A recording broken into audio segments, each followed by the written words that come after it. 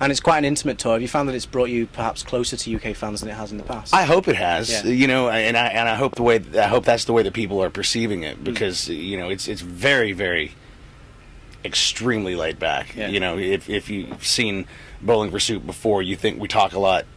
Then we talk a lot like when we do this, but it's cool, you know.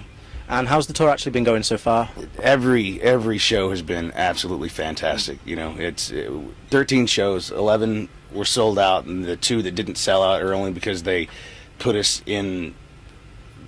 Like, we sold out. We came over to do like the mid-sized venues, like the Academy 2s and whatnot, and the 2 that didn't sell out are because they moved us into the rooms that we would play as a full band, and just didn't draw that many people. Yeah.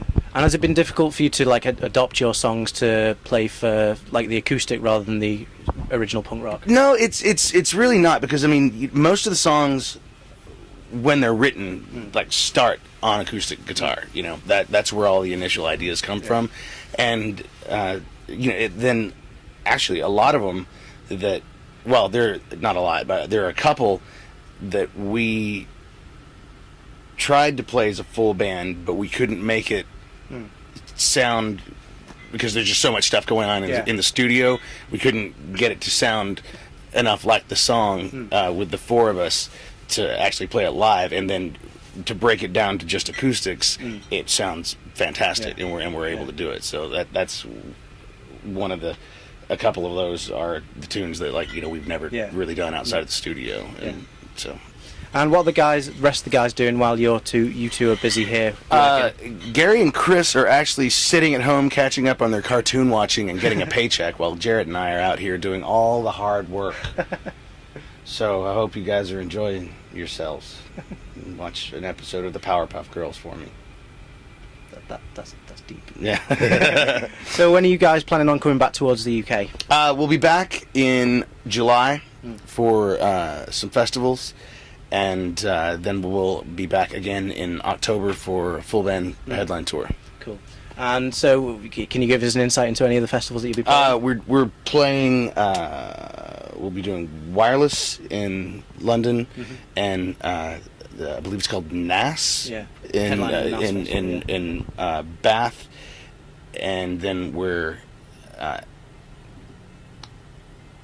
waiting for a response from a couple of others. We actually got offered a spot at Download this year that we had to turn down because we will be in the studio recording our 11th album when that goes down, and it's a 5-day process to come over to do just one show, and we couldn't take that much time out of the studio. So. Yeah.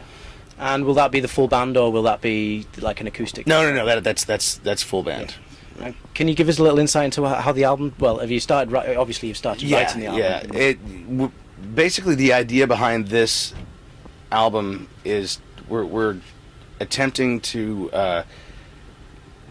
kind of go back to more of, like, say, like the Drunk Enough to Dance style songwriting. You know, we've gotten fairly experimental in the studio in the last few albums, and we want to kind of break it down, just go back to like more of a meat and potatoes Bowling for Soup. You know, we're planning on doing it really quickly and keeping it raw and you know, leaving the mistakes there and that kind of thing. So. And when can people expect that to maybe be released? Well, hopefully we'll have it out by the time we get it over in October. That, you know, album releases aren't really up to us anymore, but that is our plan. So. And obviously you're a lot more mature and stuff now. Do you still get a chance to party though while you're out on tour? Yeah, shall I show you all my injuries? This was night 1 when I decided that I didn't need to use the steps in the front of the bus, and took that down. Let's see, this one, that was night 2 when I fell off the curb. Night 3, I was just standing and fell. And I'm sure you were stone cold sober. Oh, absolutely, absolutely. No, this wasn't as a result of any kind of partying whatsoever. No, yes. You'll see tonight. as you steadily get more and more inebriated on stage, maybe? Yeah, we have been really. We've actually had to start drinking later and later into the evening because we realized how much we were actually drinking on stage, and by the time that we got off, like, you just can't stand up anymore. And so yeah, we've had to push the start time back a little bit. Yeah. Good stuff. And so have you got any other surprises that, like, in the set list and stuff for fans tonight? Yeah, but you know, keep them under wraps. Yeah, absolutely. That's absolutely. why they're surprises. That's exactly right. It wouldn't be a surprise if I told you. Yeah. And when did you guys know, like, that you'd actually made it? When did you notice that you were there at the top? You know, that's so hard to say. I mean, like, have we made it?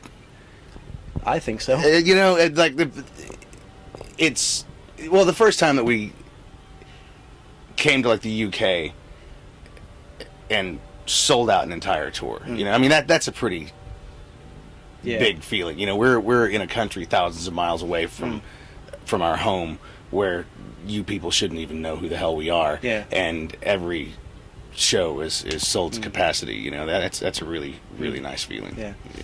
And since the other guys aren't here, is there anything that you'd like to get off your chest and tell them, maybe to the world out there? Maybe tell the guys, let them know what really grates and grinds your gears. You know what grinds my gears? Actually, no. We're really missing them this tour. Yeah, you know, it's nice that we have the room, you know, just space, because it's a small crew. I mean, it's Jarrett. Well, it's only 8 people on this tour, and normally it's about 16 or so, and so basically we have twice as much space, but we're very much noticing the lack of the other people being here. You know, You get lonely. a little bit lonely. Yeah. Aww. We miss them. I love you, buddies. And finally, is there any messages for your fans out there that you'd like to deliver? Just keep your eyes out for a new Bowling for Soup album in 2010, and thank you guys for your continued support, and it's been great for so many years, and I hope you keep coming back.